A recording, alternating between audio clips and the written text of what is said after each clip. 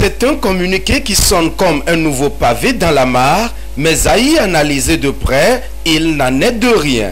Depuis le 8 septembre dernier, la direction du culte a sorti une note circulaire qui a fait parler et qui continue de faire couler assez de salive au sein de la population.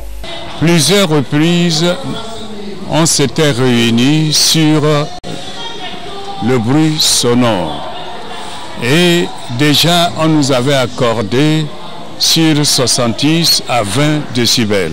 Je crois que les églises respectent. Je ne doute pas non plus qu'il y a les dérapages.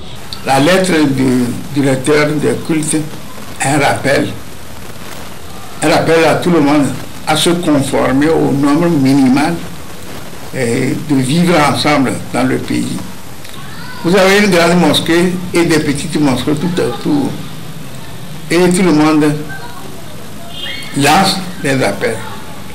Bon, est-ce que c'est gênant? Naturellement, c'est gênant pour certains, mais pas dérangeant pour d'autres. Mais dès lors que ça dérange les autres, il faut un minimum de précaution. Les gens n'ont lu seulement que la forme, mais ils n'ont pas lu le contenu. Sinon, ces propos que les gens aujourd'hui prennent à tort à travers sur leurs réseaux sociaux, ils n'avaient pas bien compris le sens même de la lettre. C'est donc un rappel, une mise au point face aux nuisances sonores que produisent les lieux de culte.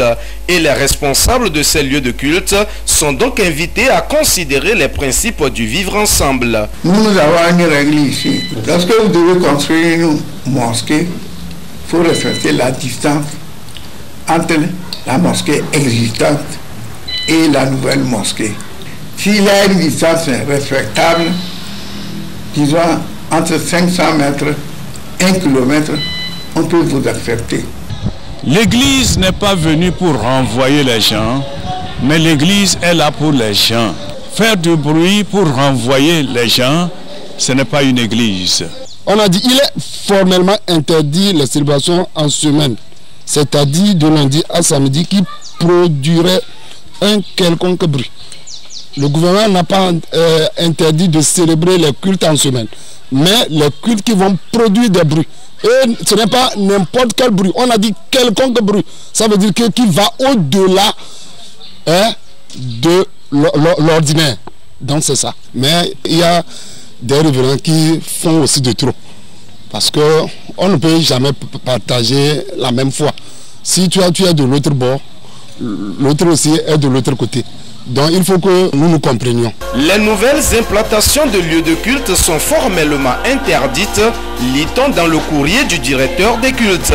Une mesure qui fait aussi réagir les leaders religieux. Dire de cesser l'implantation d'églises, nous ne pouvons pas accepter. Parce qu'on ne peut pas bloquer l'œuvre de Dieu au Togo. Mais il doit mettre un canevas ou bien assainir. Là, en ce moment, je pense que ça serait mieux. La direction des cultes ne peut pas interdire pour autant, parce qu'il a dit interdit, ne peut pas interdire la fonction des lieux. Peut-être que ça a un certain milieu, à un certain lieu, mais dire qu'on ne veut plus implanter les églises, c'est dire qu'on ne veut plus partager la paix, on ne veut plus partager le bonheur au peuple. L'évangile, c'est quoi? C'est l'évangile de paix, c'est l'évangile de joie. Le Togo est un État laïque et la liberté de religion est consacrée par la Constitution. Il est donc nécessaire, gouvernants et croyants, que chaque entité joue sa partition pour le bien-être de tous dans le pays.